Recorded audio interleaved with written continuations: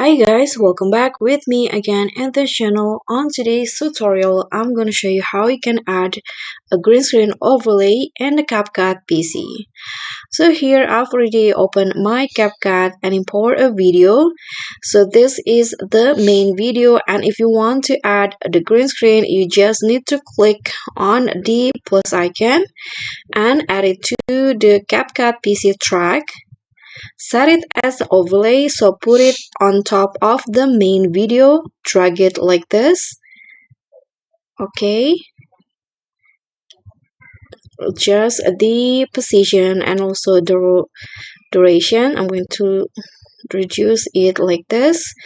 Now to get rid of the green screen, you just need to click on the green screen overlay, go to cutout and enable the chroma key.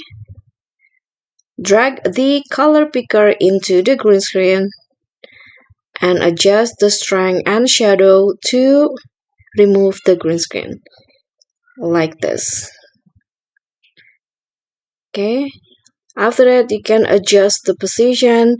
I'm going to put it on top of the right corner in the video, and this will be the result.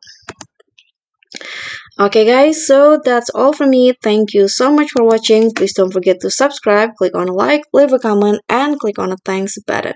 Bye!